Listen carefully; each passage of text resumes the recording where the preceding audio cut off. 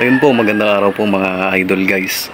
Ayan po, manguha po tayo ngayon ng talbos ng nyug-nyugan o yung lubi-lubi po sa aming probinsya kung tawagin. Ayan, kukunin natin dahil po marami ngayong talbos, yung nyug-nyugan nga po. Ayan po, at atin nga pong imumukbang. Ayan po, mag-start na po tayong manguha ng mga talbos nga po ng lubi-lubi o ito pong nyug-nyugan. Ito po mga idol guys, yung puno po ng lubi-lubi nga po. Napakarami po niyan dito sa amin. Ayan po, napaganda po nung talbos. Yan po yung kukunin natin, yung pinakausbong po. Yung mga talbos nga po ng nyug-nyugan o lubi-lubi. Yan, kunin na po natin mga idol. Ayan no.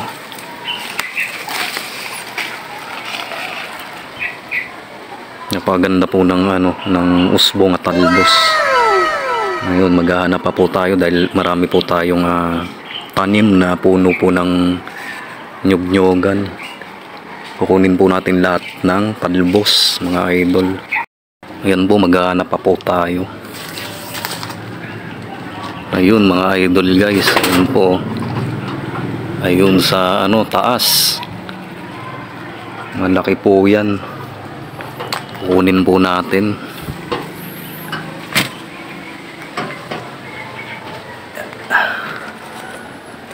Kukunin po natin yan mga idol.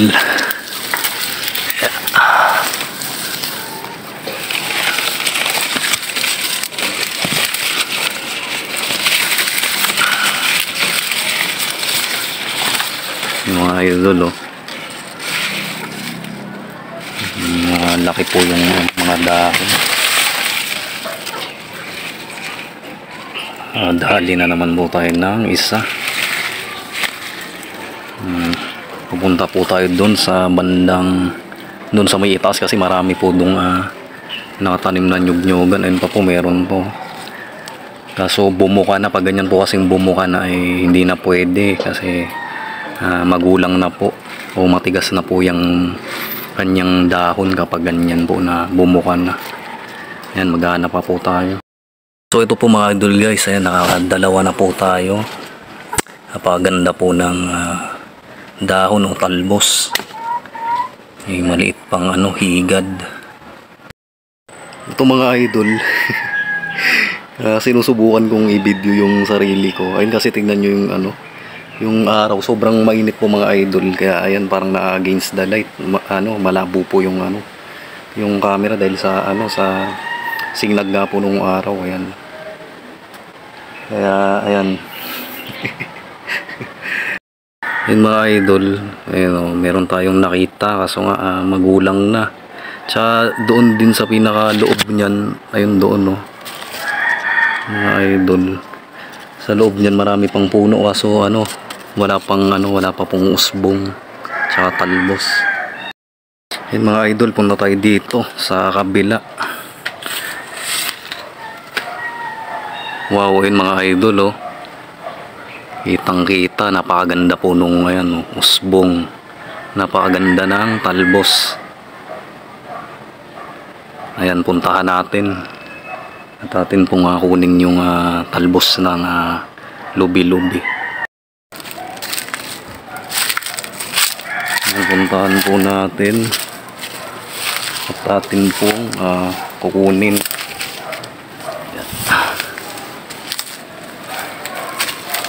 Ito pa po mga idol ang laki ng puno kaso ayun po, meron din kaso na rin po, gumulang na rin, hindi po natin agad nakuha. Ito po mga idol, meron din dito kasi paggulang na po yung kanilang mga talbos o usbong. Ito po mga idol guys, wow, ayan po, napaganda po ng usbong, talbos. Ayan po, kunin na po natin.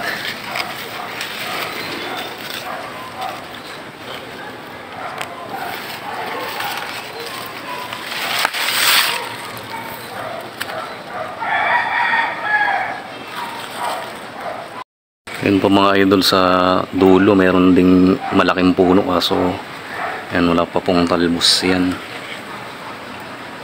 Mga idol guys, pagkalaking puno po ng nyug-nyugan, kaso po wala pa rin pong talbos. Ayan po, bali ayan po yung pinakapuno niya, napakalaki po niyan kaso hindi pa po siya naglalabas ng ng usbong.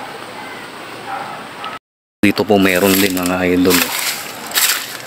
Ayan po, pagkalaki rin po kaso yung mga dahon niya pinagkakain ng, ewan kung anong kumain dyan, parang uod, caterpillar po siguro, tsaka nababalutan na ng mga damo.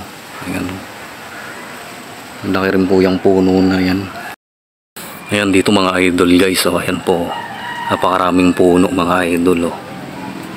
1, 2, 3, ayan po yung isa, napakataba ng puno mga idol. Ayan, zoom natin. Ayun po, ayun isa, dalawa, tatlo, ayan po. Ayan po yung mga tanim nating nyug-nyugan po o lubi-lubi sa Bicol Province po, napakarami po niyan. Yun pa po mga idol, pagkalaking puno rin po, ayan kaso wala rin po mga usbong.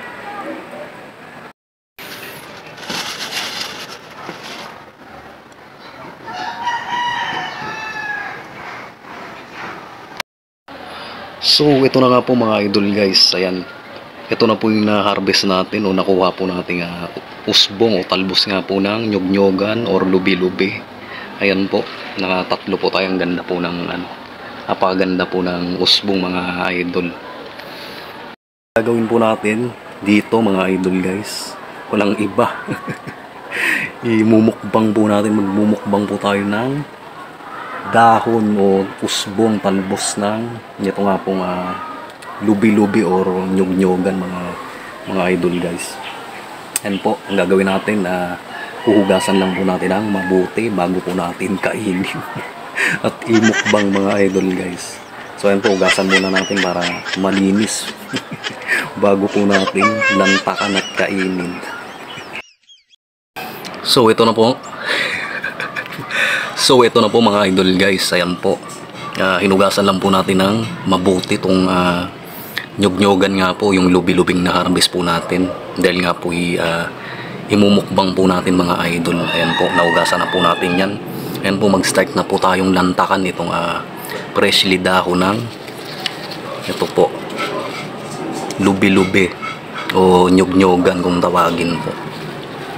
Ito po mga idol guys, ayan po, umpisa na po nating tikman ito pong oh my God! Dahon o usbong nga po ng nyug-nyugan o lubi-lubi.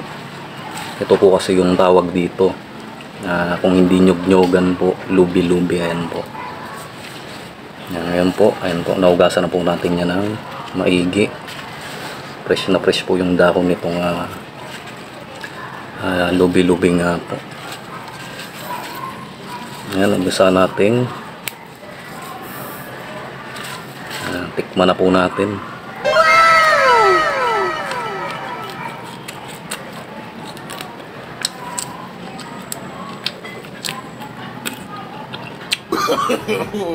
No.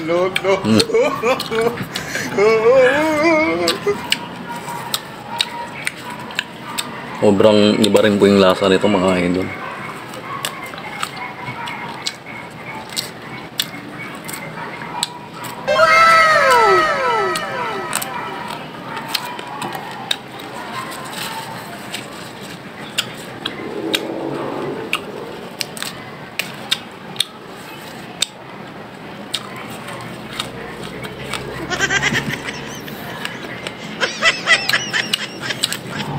Ay, ang sarap din po.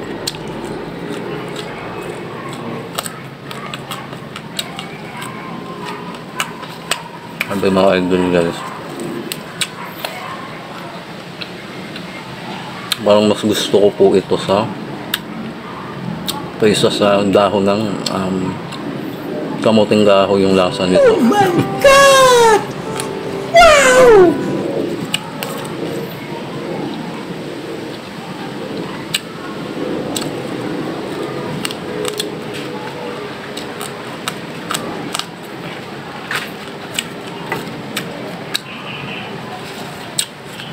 Yun po.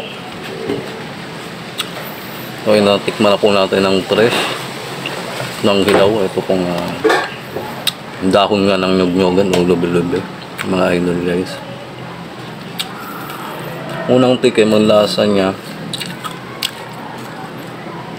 Ito naman iba rin ito kumpara po sa dahon naman ng nakakasaba o ng kamuting kahoy. Nalalasahan ko sa kanya mga idol. Meron siyang kaunting asim-asim, ayun, medyo maasim. Pag yung nanguya na po talaga natin siya ng pino sa ano natin, sa bibig natin, may kaunti siyang asim tayong malalasahan. Pag fresh siya, pag luto po kasi, wala. Napakasarap nito.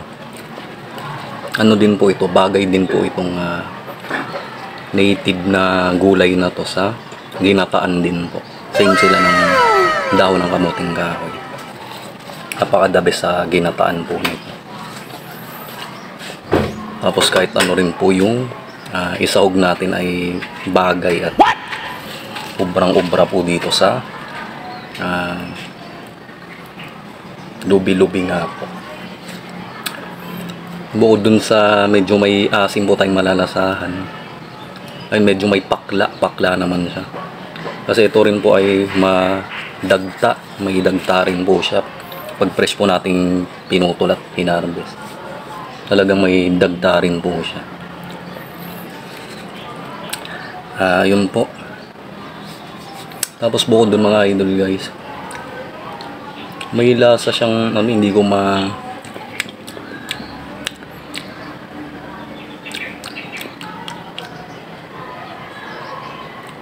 may kakaiba siyang lasa, pero masarap sa masarap sa sa panlasa yung. So ayan po, kung nagustuhan nyo itong video natin for today, ito nga pong mukbang. Ayan po, mukbang. Ito po yung minukbang natin, fresh lubi-lubi leaves po.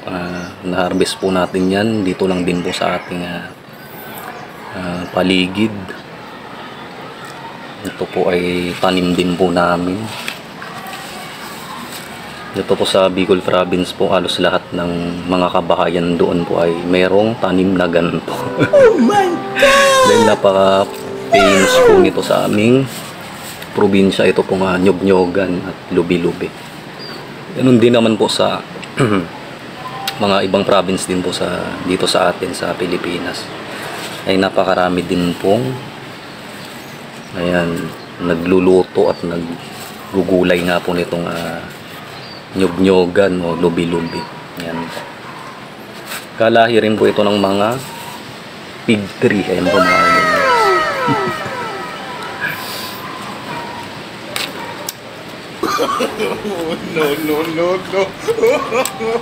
No.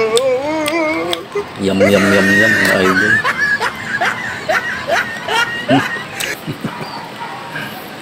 Panalo po. Mas gusto ko yung lasa po nito ng fresh compare dito sa ano nga po, lasa ng dahon ng kamuting kahoy pag fresh po natin kinain. Ang kaibahan lang po, dahil fresh natin kinain at hindi luto. Hindi pa po natin naluluto.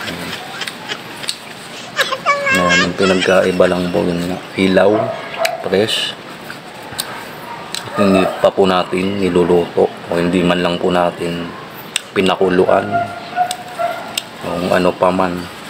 Basta ayan po, fresh po natin nilantakan at tinikman ang nga po, dahon ng lubi-lubi.